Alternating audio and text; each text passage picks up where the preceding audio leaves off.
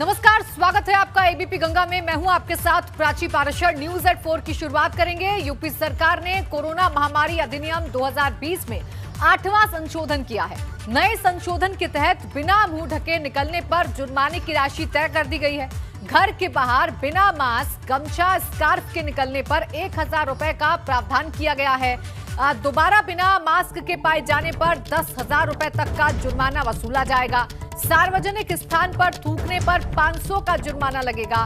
UP सरकार ने महामारी अधिनियम में संशोधन कर जुर्माना राशि शामिल कर दी है। तो देखिए, अगर आप घर के बाहर निकल रहे हैं बिना मास्क के, बिना गमछा, बिना स्कार्फ के, तो पहली बार आपको 1000 रुपए का जुर्माना देना होगा। और वहीं दूसरी बार भी अगर आप यही गलती दोहराते हैं तो ये राशि बढ़कर 10,000 रुपए हो जाएगी, यानी 10,000 रुपए तक का जुर्माना वसूला जा सकता है। वहीं सार्वजनिक जगह पर अगर थूकते हुए आप पाए जाते हैं तो 500 रुपए का जुर्माना आपसे वसूला जाएगा। ये 8वां संशोधन किया है, जिसके तहत बिना मुंह ढके निकलने पर जुर्माने की राशि तय कर दी गई है। इसलिए जरूरी है कि आप सावधानी बरतें, क्योंकि न सिर्फ ये आपकी सेहत के लिए भारी हो सकता है, बल्कि आपकी जेब भी अब ढीली कर सकता है। क्योंकि अगर आप बिना मास्क के, बिना गमछे के, बिना स्कार्फ के घर से बाहर निकले और पुलिस की नजर आप पर पड़ी, प्रशासन की नजर आप पर पड़ी, तो आपसे जुर्माना वसूला जाएगा।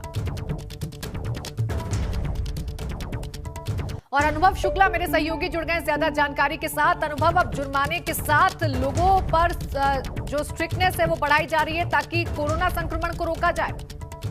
देखिए, बिल्कुल जिस तरीके से कोरोना के मामले उत्तर प्रदेश में बढ़े हैं और पिछले अगर हम 15 दिनों की बात करें तो काफी इजाफा हुआ है। यानी कभी 14,000, कभी 16,000, 20,000, 30,000 तक ये मामले जा चुके हैं यूपी में। और उसी के बाद ये मुख्यमंत्री ने टीम 11 की बैठक में कहा कि अब अगर कोई बिना मास्क के, गमछे के, स्कार्फ के निकलेगा, सड़क पर दिखेगा, तो जो जुर्माना है 500 उसे बढ़ाकर 1000 रुपए किया जाएगा पहली बार में, और दूसरी बार पकड़े जाने पर 10,000 रुपए वही जुर्माना हो जाएगा।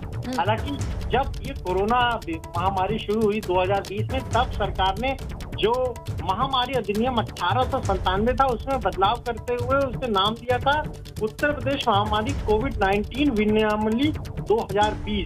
और अब उसमें एक 8वां संशोधन भी जोड़ दिया है, वो जुर्माने से जुड़ा हुआ है। यानी अगर आप बिना मास्क के पकड़े जाएंगे, बिना गमछे के पकड़े जाएंगे, तो आपसे 1000 रुपए चालान लिया जाएगा और दूसरी बार पकड़े जाने पे 10,000 रुपए वो चालान हो जाएगा। देवरिया में अभी इस तरह का एक मामला सामने भी आया है, जहाँ पर एक व्यक्ति को दूसरी बार पकड़ा गया तो उससे 10,000 रुपए जुर्माना वसूला गया। इसी को आज चेंज किया गया है, इसी को इसमें शामिल किया गया है। और साथ ही साथ ये भी कहा गया है कि जो पहले था, अगर कोई आप सार्वजनिक स्थान पर कोई थूकता है तो 500 रुपए उससे वसूले जाएंगे।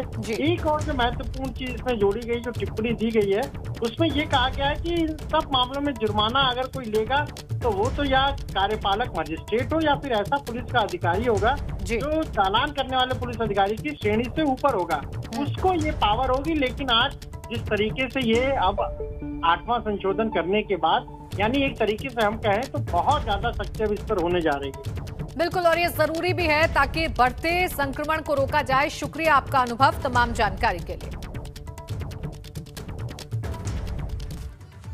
और इस बीच अहम खबर यह है कि कांग्रेस नेता राहुल गांधी कोरोना पॉजिटिव हो गए हैं। राहुल गांधी ने ट्वीट कर इस बात की जानकारी दी है। राहुल गांधी ने खुद को आइसोलेट कर लिया है और ट्वीट के जरिए ये भी कहा है कि मेरे संपर्क में आए लोग अपना टेस्ट जरूर कराएं। तो राहुल गांधी भी अब कोरोना पॉजिटिव हो गए हैं और उन्होंने ट्वीट कर इस बात की जानकारी दी है। उन्होंने बताया है कि उन्होंने खुद को घर में आइसोलेट कर लिया है, यानी वो होम आइसोलेट हो गए हैं। और ये भी साथ ही साथ उन्होंने अपील की है कि पिछले कुछ दिनों में जो लोग उनके संपर्क में आए हैं वो सभी लोग कोरोना टेस्ट करा लें।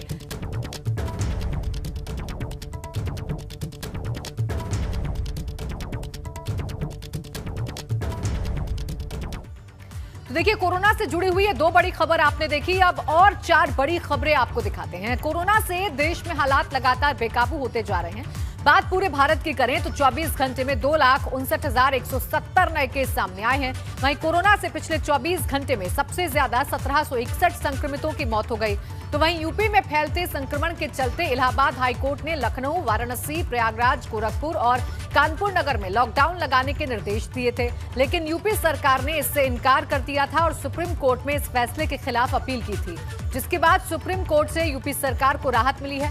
सर्वोच्च अदालत ने हाईकोर्ट के लॉकडाउन के फैसले पर रोक लगा दी है। वहीं सीएम योगी प्रदेश में कोरोना संक्रमण को लेकर गंभीर हैं। ऐसे में टीम 11 के साथ बैठक में सीएम योगी ने निर्देश दिया है कि अब यूपी में शनिवार और रविवार को वीकेंड लॉकडाउन लगाया जाएगा। वहीं एक बार फिर लॉकडाउन की आशंका के चलते लोग अपने अपने घरों की ओर पलायन कर रहे हैं। कल दिल्ली में 6 दिन के लॉकडाउन के ऐलान के बाद से ही पलायन की तस्वीरें सामने आ रही हैं। वहीं कोरोना के चलते यूपी के दर्जा प्राप्त राज्य मंत्री हनुमान प्रसाद मिश्र का निधन हो गया है।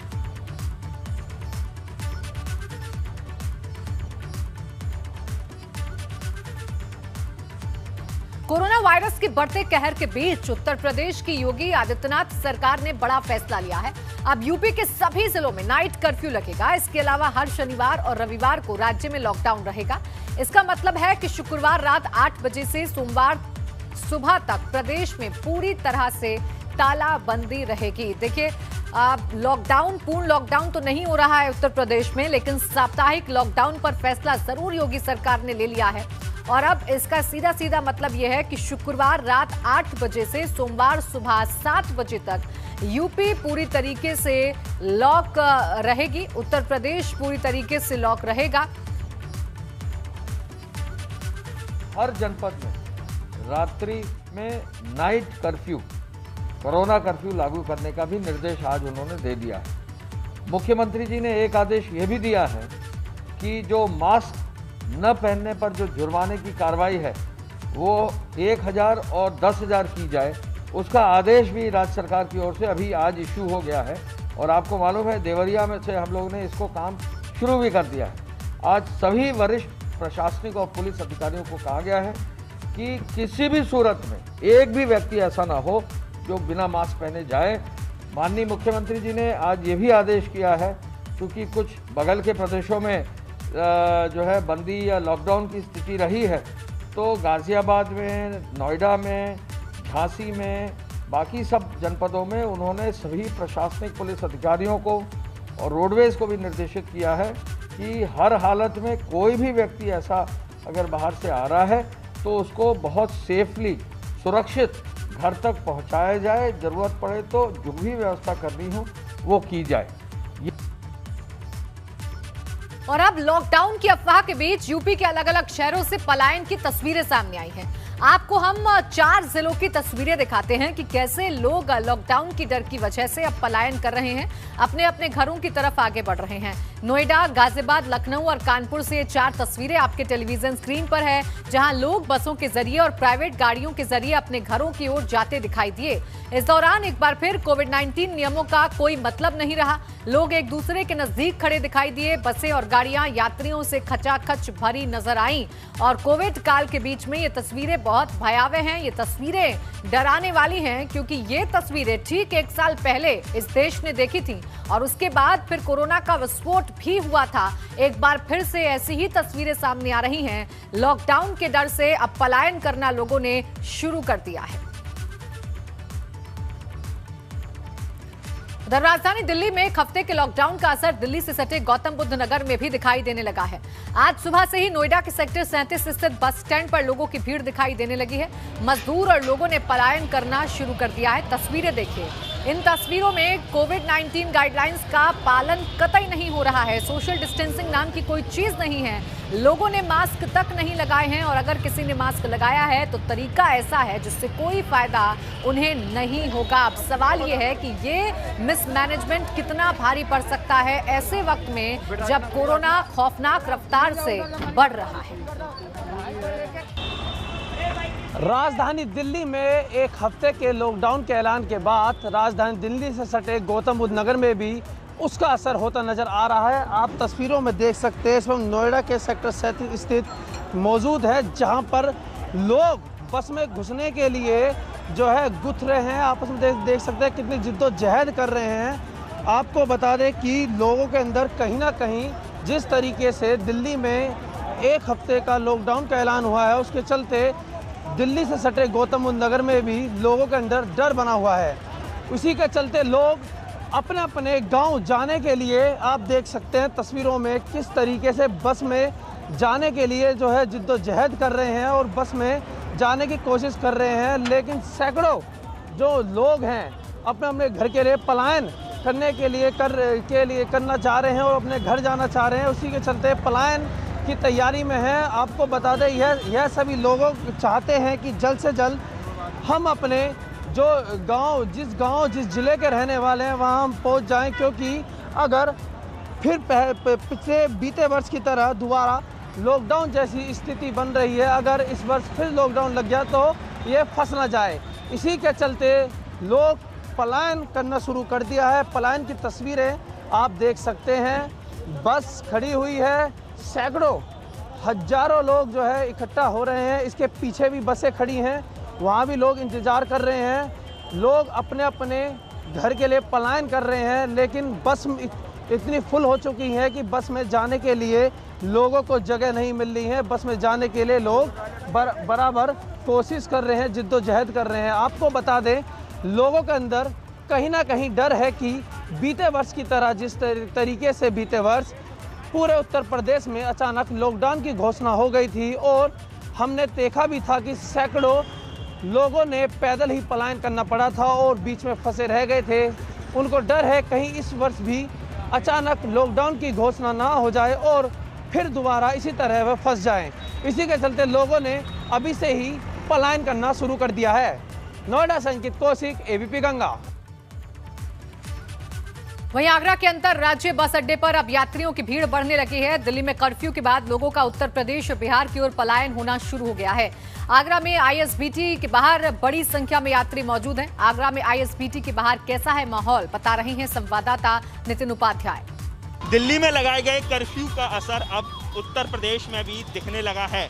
जिस तरह से कल जो तस्वीरें निकलकर सामने आई और आनंद विहार आईएसबीटी पर जिस तरह से लाखों लोगों की भीड़ अपने गांव पहुंचने, शहर पहुंचने के लिए पहुंच गई और उसके बाद आज आगरा के आईएसबीटी पर भी बड़ी संख्या में लोग पहुंचे हुए हैं। और क्योंकि इस समय लगातार पूरा उत्तर प्रदेश खुला हुआ है और ऐसे में आवागमन के जो साधन हैं वो इस समय चल रहे हैं, तो ऐसे में लोग कैसे भी अपने गांव, अपने कस्बे पहुंचना चाहते हैं। आईएसबीटी के मैं बाहर मौजूद हूँ। कई सारे आपको जो लोग हैं वो यहाँ खड़े हुए हैं, वो अपने घर पहुँचने की उनको बहुत ज़्यादा जल्दबाजी, और ऐसे में कहीं ना कहीं जो कोविड के जो प्रोटोकॉल्स हैं उसकी भी धज्जियाँ उड़ रही हैं, क्योंकि बसों में पूरी तरह से ठूस लोग भरे हुए हैं। जो सोशल डिस्टेंसिंग है वो पूरी तरह से गायब है और यहाँ बड़ी संख्या में जो लोग बाहर से आ रहे हैं। आपसे बात करेंगे, कहाँ से आप आए हो? हम नगला गुलाल से। नगला गुलाल से। कहाँ जा रहे हो? गुड़गांव। तो तमाम जो आपको ग्रुप नज़र आ रहा है ये गुड़गांव जा रहा है, चूँकि वो अपने काम के लिए जा रहे हैं। कई सारे लोग ऐसे हैं जो दिल्ली एनसीआर से अपने गांव की ओर जा रहे हैं। तो एक बार फिर से आईएसबीटी पर हलचल बढ़ी हुई है। जो प्रवासियों का जो रैला है, हालांकि वो रैला तो नहीं कहा जाएगा, अभी वैसी स्थिति नहीं है, फिर भी बड़ी संख्या में लोग अपने घरों की ओर पलायन करना शुरू हो गए हैं। आगरा से नितिन उपाध्याय, एबीपी गंगा। कोरोना के बढ़ते संक्रमण और लॉकडाउन की आशंका के बीच प्रवासी मजदूरों ने एक बार फिर से पलायन शुरू कर दिया है। लखनऊ से भी लगातार पलायन की तस्वीर सामने आ रही है। लखनऊ में आलमबाग के अंतर्राष्ट्रीय बस स्टैंड से भी पलायन की तस्वीरें सामने आ रही हैं। लखनऊ से पलायन कर रहे लोगों से बात की हमारे सहयोगी विवेक त्रिपाठी ने। देश में कोरोना के खराब होते हालातों की वजह से लोगों का पलायन शुरू हो गया है। हम इस समय आलमबाग के अंतर्राज्यीय बस अड्डे पर खड़े हैं, जहां पर प्रवासियों की भीड़ लगी हुई है। सभी अपने अपने घर जाने के लिए बसों का इंतजार कर रहे हैं। हजारों लोगों का मजमा लगा हुआ है और बसों की व्यवस्था नहीं हो पा रही है। यहाँ पर मुंबई से, पंजाब से, राजस्थान से, दिल्ली से तमाम लोग अपने घरों की वापसी करने का प्रयास कर रहे हैं। हम कुछ लोगों से बात करेंगे, उनसे हाल पूछेंगे। क्या नाम है आपका? सुरेंद्र। सुरेंद्र। घर क्यों जा रहे हैं आप? घर जा रहे हैं कोरोना की बीमारी से। कहाँ पर अभी काम कर रहे थे? हल्द्वानी में। नैनीताल। कहाँ जाना है आपको? जाना है मऊ। यहाँ पर कब से इंतजार कर रहे हैं? हम 8 बजे से सर बैठे हैं। सुबह 8 बजे से? शाम 8 बजे से। कल रात 8 बजे से बैठे हैं और मऊ के लिए बस नहीं मिल रही है? नहीं मिल रही है। आपको कहाँ जाना है? मऊ जाना है सर। मऊ। कहाँ से आ रहे हैं आप? आनंद विहार से। दिल्ली से। दिल्ली से आ रहे हैं। दिल्ली में क्या करते थे? मिस्त्री हैं और मऊ जाना है। बस मिल रही है? बस ही नहीं मिल रही है। कब से इंतजार कर रहे हैं? काउंटर में 8 बजे से। कल 8 बजे से इंतजार कर रहे हैं। आपका क्या नाम है? आप हमारा नाम है प्रदीप पाल। कहाँ से आ रहे हैं आप? हमारे करोल बाग से। दिल्ली से। दिल्ली में लॉकडाउन लग गया है, उसके बाद आप आए हैं? हाँ जी। क्या लग रहा है कि लॉकडाउन की वजह से आपको सरकार ने कहा था वहाँ रुकना चाहिए, लेकिन आप घर जा रहे हैं, क्यों जा रहे हैं? अब वहाँ पे क्या व्यवस्था है नहीं है कुछ वहाँ पे। व्यवस्था नहीं है दिल्ली में? हाँ जी, वहाँ पे क्या है कि पानी भी नहीं है, मॉल मिलता है सब कुछ, इतना पैसा रुपए है नहीं कि वहाँ पे सब कुछ हम कर सके। चाहे कोरोना हो या कोई और वजह हो, डर है, ये दहशत है लोगों में कि पता नहीं आगे क्या हो, 4-5 दिन में कैसी स्थिति हो। जहां पर ये रुके हुए हैं उनको खाने पानी का इंतजाम हो या ना हो, लॉकडाउन की आशंका लगातार बढ़ती जा रही है। जिस तरह से हालात हैं पूरे देश के, पूरे प्रदेश के, उत्तर प्रदेश के, राजस्थान के, उत्तराखंड के, महाराष्ट्र के, गुजरात के, पंजाब के, उससे ये साफ है कि परिस्थितियां बुरी तरह से बिगड़ चुकी हैं। ये समंदर आप देख रहे हैं, ये कोरोना की वजह से है, कोरोना के खौफ की वजह से है, और यहाँ पर फिजिकल डिस्टेंसिंग का भी पालन नहीं हो पा रहा है। इतनी भीड़ है कि सारी व्यवस्थाएं छिन्न भिन्न हो गई हैं। कैमरामैन पंकज निकम के साथ विवेक त्रिपाठी, एबीपी गंगा, लखनऊ। इलाहाबाद हाईकोर्ट ने कल राज्य के 5 शहरों प्रयागराज, लखनऊ, वाराणसी, कानपुर नगर और गोरखपुर में 26 अप्रैल तक लॉकडाउन का आदेश दिया था। हालांकि यूपी सरकार ने इस फैसले के खिलाफ सुप्रीम कोर्ट का रुख किया है, लेकिन एक बार फिर बंदी की आशंका के चलते लोगों का पलायन शुरू हो गया है। राजधानी दिल्ली और गाजियाबाद के बाद कानपुर से भी लोगों के पलायन की तस्वीरें सामने आई हैं। यहां लोग सामान उठाकर अपने घरों की ओर जाते दिखाई दिए। बसों में लोगों की भीड़ दिखाई दी। कुछ लोग प्राइवेट गाड़ियों से भी अपने घरों की ओर जाते नजर आए।